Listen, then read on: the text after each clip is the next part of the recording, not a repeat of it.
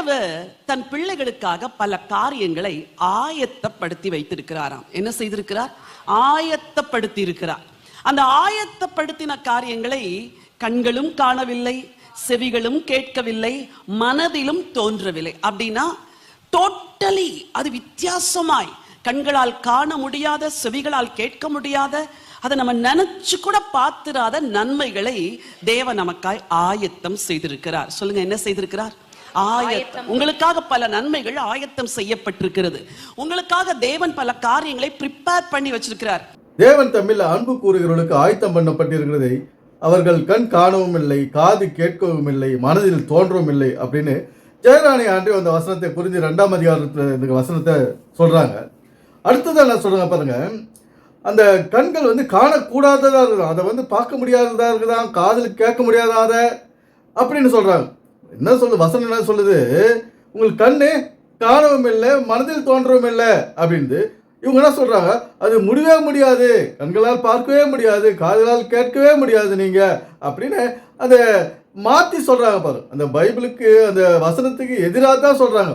காணவும் இல்லைன்னு தான் சொல்லுது, காண முடியாதுன்னு சொல்லலை. எப்படி இந்த வசனம் தெளிவாக சொல்லுது. ஆனால் ஜெயராணி ஆண்டு என்ன சொல்றாங்க, செய்யறாங்க, அதை மாற்றி அவர்களுக்கு சாதகமா, அவர்களுடைய கற்பனைக்கு ஏற்ற மாதிரி அவங்க அதை மாற்றிக்கிறாங்க. அதையும் கேட்டு மக்கள் என்ன செய்கிறாங்க, ஓ ஜெயராணி ஆண்டு நல்ல பைபிள் விளக்கத்தை அருமையாக சொல்கிறாங்க, எவ்வளோ அற்புதமாக சொல்கிறாங்க, அதுக்காக அவங்க தங்களுடைய வாழ்க்கையை அர்ப்பணித்து தங்களுடைய வேலைகளெல்லாம் விட்டுட்டு இதை சொல்கிறாங்களே அப்படின்னு மக்கள் ஆச்சரியமாக கேட்குறாங்க. ஆனால் இந்த வசனம் சொல்வது ஒன்று, இந்த ஜெயராணி ஆண்டு சொல்வது வேறு. வசனம் என்ன சொல்லுது?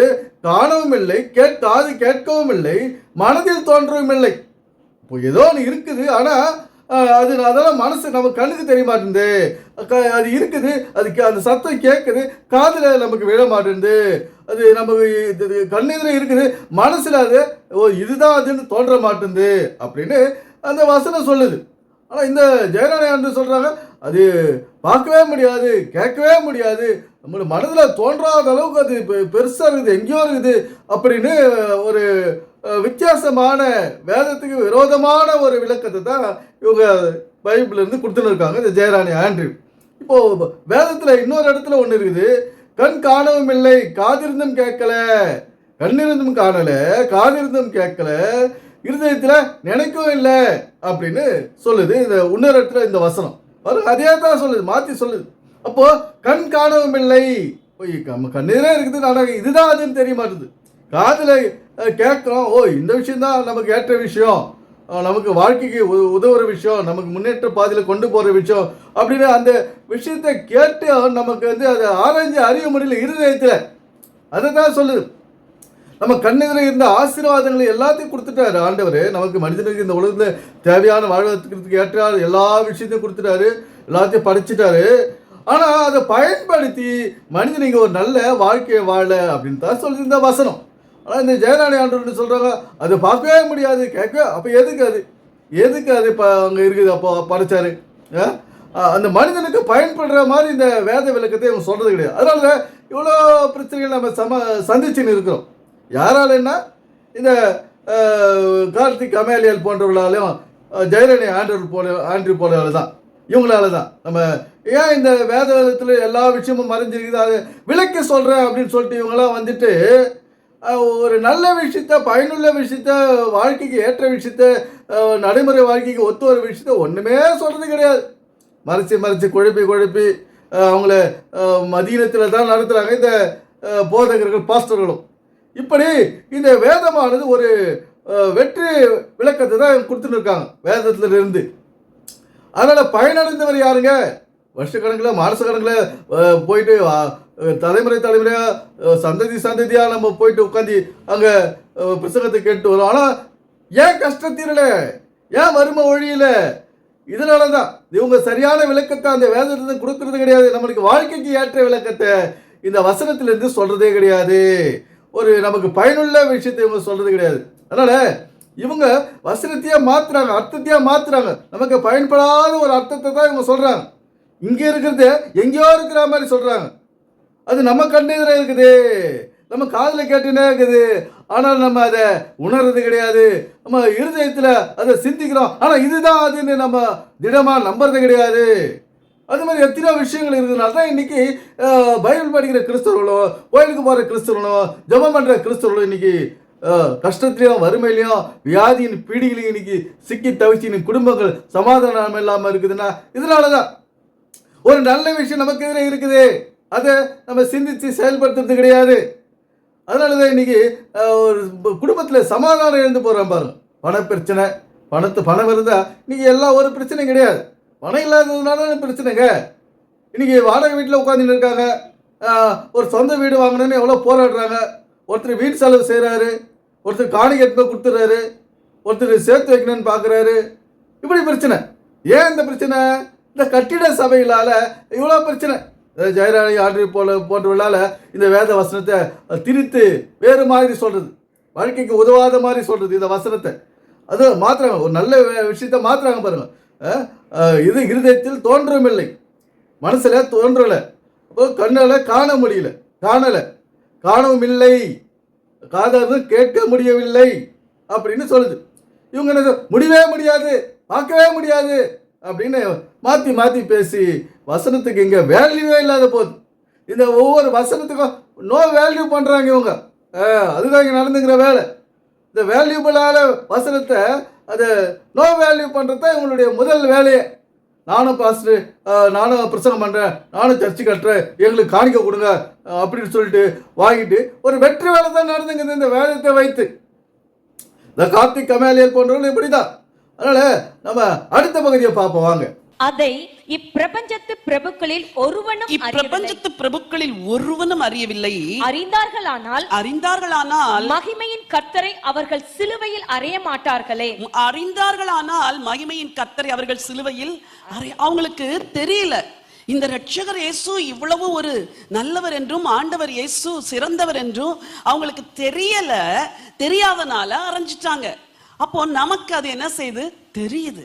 ஆண்டவர் இயேசு எனக்காக சிலுவையில் மரித்தார், எனக்காக பாடுபட்டார் என்ற செய்தி எல்லாருக்குமே ஒரு குட் நியூஸ். இப்பிரபஞ்சத்தின் பிரபுக்கள் அவரை அறியாததுனால சிலுவையில் அறிஞ்சிட்டாங்க அப்படின்னு சொல்றாங்க இந்த ஜெயராணி ஆண்ட்ரூ. இங்க இப்போ இருக்கிற பிரபுக்கள் யாரு? அன்னைக்கு அறிஞ்சாங்க சிலுவையில், இன்னைக்கும் சிலுவையில் அறிந்து கொண்டிருக்கிற பிரபுக்கள் யாரு? இவங்க தான். ஜெயராணி ஆண்ட்ரூ போன்றவர்கள் தான். மற்ற பேர் பாஸ்டர்கள் சர்ச்சு கட்டின்னு நான் பெரிய பாஸ்டர், இவங்க தான் இப்பிரபஞ்சத்தின் பிரபுக்கள். இவங்க முன்னால் எத்தனை பேர் உட்காந்துக்கிறாங்க பாருங்க. அந்த இவங்களாம் பிரபு, அதுதான் மீன் பண்ணுது பைபிள். இந்த காலத்தில் இருக்கிற பிரபுக்கள் யாருன்னா இவங்க தான். ஜெயராணி ஆண்ட்ரூ போன்றவர்கள் தான் பிரபுக்களாக தங்களை கௌரவப்படுத்திக்கின்னு அவங்க முன்னால் பல பேரை உட்கார வச்சு அவங்க பேசுறதுக்கெல்லாம் கைத்தட்ட வச்சு அவங்க சொல்கிற வேலையெல்லாம் செய்ய வச்சு அவங்க தங்களை பிரபுக்கள் போல அவங்க காட்டிக்கிறாங்க. இந்த வேதமானது உங்களுக்கு ஒரு தலைவன் தேவையில்லைன்னு. அப்போ பாருங்க, அவங்களுக்கு தெரியாத அவங்க சிலுவையில் அறிஞ்சிட்டாங்க. நமக்கு தெரியும், நமக்கு எல்லாம் தெரியும், அவர் ஏன் சிலுவையில் அறிஞ்சார் நமக்கு தெரியும் அப்படின்னு சொல்கிறாங்க. ஏன் அறிஞ்சாருங்க, ஏன் அறிஞ்சாங்க அவரை சிலுவையில்? அதில் நம்ம இன்னும் நன்மை அடைஞ்சோம், நம்ம சந்தோஷமாக இருக்கிறோமா? அவர் சிலுவையில் அறிஞ்சிட்டாங்க, நமக்கு சந்தோஷமாக இருக்கிறோமா? சமாதானமாக இருக்கிறோமா? ஒரு பிரச்சனை இல்லாத இருக்கிறோமா? என்ன சொல்கிறாங்க? Good news. அது என்ன குட் நியூஸ்? என்ன குட் நியூஸை நீங்கள் கேட்டுட்டு சந்தோஷமாக இருந்துட்டீங்க? குட் நியூஸ்ன்னு சொன்னால் அந்த குட் நியூஸை கேட்டுட்டு ஒரு சந்தோஷம் சமாதானம் இருக்கணும், ஒரு ஹாப்பினஸ் இருக்கணும். ஆனால் என்ன குட் நியூஸை நீங்கள் சொல்லிட்டீங்க? அவருடைய பாடுகளிலிருந்து என்ன குட் நியூஸை நீங்கள் கண்டுபிடிச்சிட்டீங்க? அதை சொல்லுங்கள் முதல்ல. ஒரு குட் நியூஸை நீங்கள் கண்டுபிடிக்கல, அது குட் நியூஸ் தான்.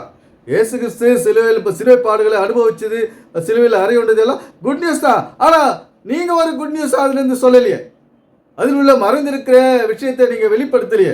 ஜெயராணி ஆண்ட்ரூ போன்றவர்களும் கார்த்திக் கமேலியல் போன்றவர்களும் இப்படி ஒரு அதுலேருந்து இவங்களுக்கும் புரியல, நமக்கும் ஒரு புரிகிற மாதிரி சொல்கிறது கிடையாது. அதனால தான் இன்றைக்கி இப்போ பிரச்சனைகளோடு நம்ம வாழ்ந்துக்கிறோம். இந்த வேதமானது பிரச்சனைகளோடு நம்ம வாழ வேண்டியது இல்லை, அதுக்கு தான் இங்கே வழி சொல்லுது. பிரச்சனைகள் பல விதத்தில் வரும். மனிதனுக்கு எவ்வளோ உஷாராக இருந்தாலும் பல விதத்தில் ஒரு மனிதனுக்கு பிரச்சனை சேரும். அதெல்லாம் வராததுக்கு என்ன வழி, நம்ம எந்த வழியில் போனால் நம்ம இந்த பிரச்சனை வராது அப்படின்றத நீங்கள் ஆலோசனை செய்யணும், ஆராய்ச்சி செய்து தான் இங்கே வாழணும். சும்மா எடுத்தேன் கவுத்தன்னு சொல்லிட்டு போய்கிட்டு வந்துக்கிட்டு ஆண்ட்ரூ சொல்கிறதா ரைட்டு அப்படின்னு சொல்லிட்டு நம்ம ஜெயராணி ஆண்ட்ரூ பின்னால் ஓடி இருந்தோம்னா நமக்கு அது குட் நியூஸாக இருக்காது, பேட் நியூஸ் தான். ஜெயராணி ஆண்டு குட் நியூஸ் எல்லாம் பேட் நியூஸ் ஆக்குறது தான் இவங்களுடைய முதல் வேலையே. ஆனால் நமக்கு ஒரு குட் நியூஸை இவங்க அந்த இயேசு கிறிஸ்து வாழ்க்கை வரலாறுலேருந்து சொல்லலை. அவருடைய வாழ்க்கை நமக்கு ஒரு பாடத்தை கொடுக்குது. நம்முடைய பொருளாதாரத்தை உயர்த்தது இயேசு கிறிஸ்துனுடைய வாழ்க்கை. நமக்கு குடும்பத்தில் ஒற்றுமையை வர வைக்கிறது இந்த இயேசு கிறிஸ்துனுடைய வாழ்க்கை. நாம் ஒரு வளமான வாழ்க்கை, நம்முடைய சந்ததியை ஆரோக்கியமாக வைத்துக்கிறதுக்கு இந்த வழி சொல்லுது இந்த வசனம். அவருடைய இயேசு கிறிஸ்துடைய வாழ்க்கை வரலாறு அப்படின்றதெல்லாம் இவங்க சொல்கிறது கிடையாது. அதனால தான் இன்றைக்கி எவ்வளோ பிரச்சனைகளோட நம்ம வாழ்ந்துக்கிறோம். ஆனால் அது இயேசு கிறிஸ்து பிறந்தது, வளர்ந்தது, பாடுகள் பட்டதெல்லாம் ஒரு குட் நியூஸ். அது நடக்க வேண்டிய வேலை. அது நடந்தால் தான் நாம் சந்தோஷமாக இருக்க வேண்டியது இறை சித்தம். அவர் பாடுபட வேண்டியது, சிலுவையில் அறையப்பட வேண்டியது இறை சித்தம். ஏன் அந்த சித்தம் நடந்தது? நம்முடைய சித்தி, நம்முடைய குடும்பம் நல்லா இருக்கணும் தான் அந்த இயேசு கிறிஸ்து அந்த பாடுபட்டார். அந்த பாடுகளிலே, இயேசு பட்ட பாடுகளிலே நம்முடைய வாழ்க்கை மறைஞ்சிருக்குது, நம்முடைய கல்வி மறைஞ்சிருக்குது, நம்முடைய ஆரோக்கியம் மறைஞ்சிருக்குது, நம்முடைய குடும்ப சம்பாதனம் மறைஞ்சிருக்குது, ஒற்றுமை மறைஞ்சிக்குது, உறவுகளோட ஒற்றுமை மறைஞ்சிக்குது. அந்த இயேசு கிறிஸ்துவோட வாழ்க்கை வரலாறுல இவ்வளோ விஷயம் மறைஞ்சிக்குது. ஆனால் இதெல்லாம் வெளிப்படுத்துறது கிடையாது, வெளிப்படையாக அவங்க சொல்கிறது கிடையாது. அந்த என்ன சொல்கிறாங்க பாருங்க, அது கண் காணவும் இல்லை அதான் சொல்லுது. இவங்க என்ன சொல்கிறாங்க, கண்ணு பார்க்க முடியாது. அதை அது பற்றி அப்படிப்பட்டதை ஒன்று ஏற்பாட்டு வச்சிருக்காரு ஆண்டவர் நமக்காக. அப்போ இப்போ இந்த உலகத்தில் பயன்படாதது மரித்த பிறகு என்ன நமக்கு தேவை, இந்த உலகத்தில் என்ன தேவையோ அதை தான் இந்த பைபிள் எழுதி வச்சுது. அதனால் நாம் நம்முடைய வாழ்க்கை செவ்வனே சிறப்பாக வாழ்ந்துட்டு போவோம். எனவே சிந்திப்போம், செயல்படுவோம். நன்றி, வணக்கம் நண்பர்களே.